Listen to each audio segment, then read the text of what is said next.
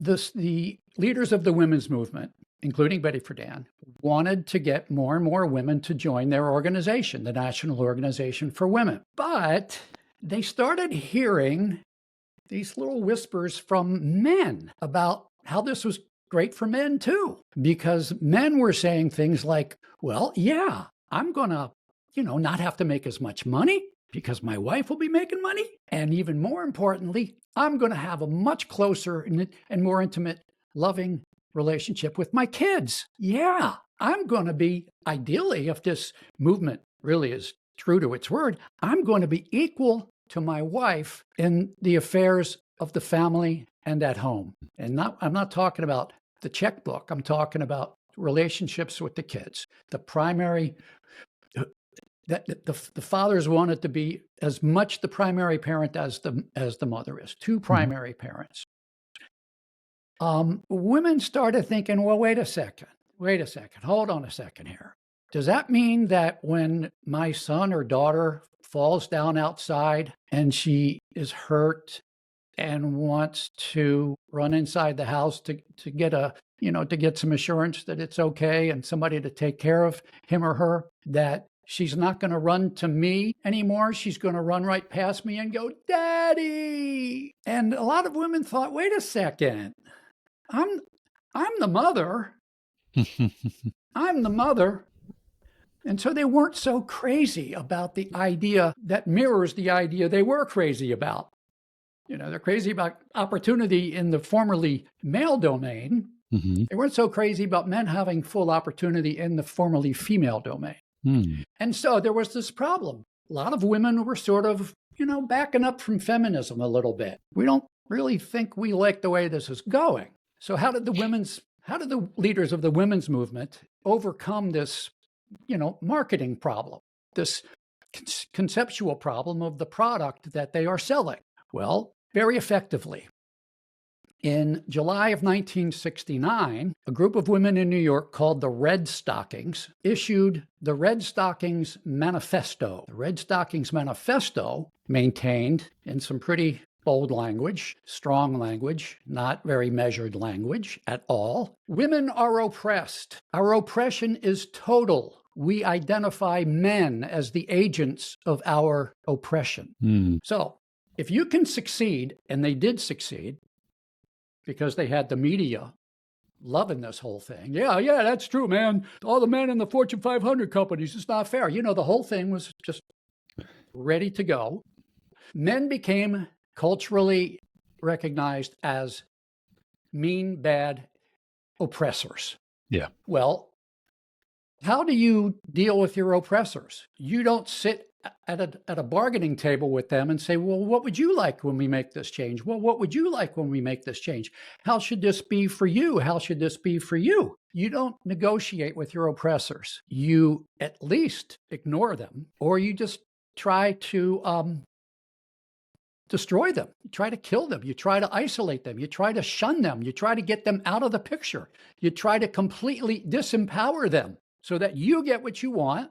And you don't have to feel guilty about it because they're not stakeholders and partners that you are selfishly ignoring. They are oppressors, and they deserve every bad thing that they get from us. That's what I think has happened. And, if you think about how men kept women out of the male domain and the strategies that the early women's movement used to make their point, they talked a lot about stereotypes, stereotypes about women. Negative stereotypes about women. They also talked about positive stereotypes about men. Men are strong and smart and businesslike and, all of that stuff. That's why they should be running business and government. And men are logical, which is why they should be in charge of academia. And women aren't logical. They cry too much. They can't make decisions. They just want to make everybody happy. All of those stereotypes were also used as justifications for why it's men, not women, who should be in the formerly male domain. That's the way it should be. It's not because women are bad. It's just because, they're women. You know how women are. Okay, so what do we have going on now? Do we have any negative stereotypes of men? Yes, we do. Do we have any overly positive stereotypes of women? Yes, we do. I can show you a poster that was held aloft at the 2017 Women's March in Washington, a poster that actually says, this is a printed poster, not just somebody's one-off drawing, a printed poster, women are perfect.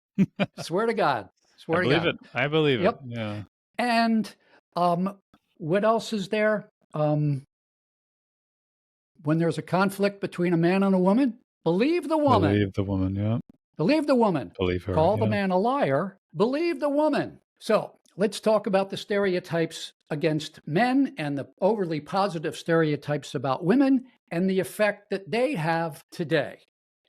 I believe, and this is where we get to the theory of my case, where I point to one central idea that people all understand. All of those stereotypes, just as the stereotypes about women and the overly positive stereotypes about men served men's interests to keep women out of their domain, the current stereotypes, negative stereotypes about men and the positive stereotypes about women, all serve to keep men out of women's domain. What is the primary feature of the women's domain?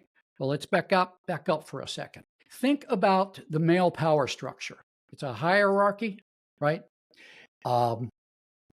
Narrow at the top, very wide at the bottom, a pyramid. But think of it as a skyscraper, an office building, where lots of economic things take place. There's a dollar sign at the top of this skyscraper or at the top of this pyramid. And men sort of have to climb to get access to that dollar sign. And the closer you get to that dollar sign, the richer you are, the more money you make. One of the parts of the apex fallacy is that the men at the top do not care at all about the men at the bottom. There's no real benefit to the fact that I am of the same sex as that bazillionaire up there. So what? Doesn't care about me. On the other hand, now let's think about, what does the female power structure look like? It's not a skyscraper. You can't be 12 miles away and see it, because it's more like a convention center. It might be only 2 or 3 stories tall, but it covers 14 acres. And what goes on in there? It's not competition. It's not striving. What goes on in there is sisterhood and networking and mutual support and relationships and expression of feelings and empathy. There's no dollar sign at the top of this structure because there is no top of this structure, except maybe a flat roof, above the top, the 3rd floor. There is no dollar sign. There is no center. There is no top. There is no dollar sign. There is no top. What there is a center. And at the center of the female power structure is not a dollar sign. It's a big red heart. And that big red heart generates a lot of wonderful warmth and love and concern and caring and compassion. It's a relationship sustenance machine. And that's the good thing that women are trying to keep for themselves, just as we, back in the day, tried to keep the dollar sign for ourselves. So what is the essence of relationships? This is the one main thing. This is where I'm the hedgehog. The one main thing, the primary thing that we can identify with the red heart is your relationships to your children. Your relationships with your girlfriends, that's all nice too, but your relationships with your kids, that is really the essence of what many women, would literally die for. Men having equality in that space, in that dimension, in that network, in that convention center would be equality of fatherhood with motherhood. And that is the theory of my case, that the way to make things much healthier between men and women is for women to bite the bullet and allow what men had to bite the bullet and allow, except in a mirror image. Men had to bite the bullet and say, okay, you're right. It was very selfish of us to think we were so wonderful and you were so stupid. And we see it now. You guys can be really good as scientists and as politicians and as business people. As a matter of fact, you've brought some things to business that we didn't even think about. All of this collaboration and work-life balance, all that stuff. We didn't even think about that. Hostile work environments, we didn't even think about that. Now we need to ask women, please, can you do the same for us and allow us to have the benefits of your traditional domain, just as you now have the benefits of our traditional domain? And the beauty of this, we can explain to women, is that it's not a zero-sum game. Mm-hmm. It's not you get less because we get more. It's that when we both have more, we can together create even more than that. Nobody gives up power willingly. That was one of the things feminism taught us. Nobody gives up power willingly, but we should observe that smart people will share it. And if they share it in a way that's loving and respectful, open-minded, humble, with appropriate self-reflection and appropriate willingness to say that you don't always get your way because you have a partner who deserves equal respect, that creates what we're all looking for.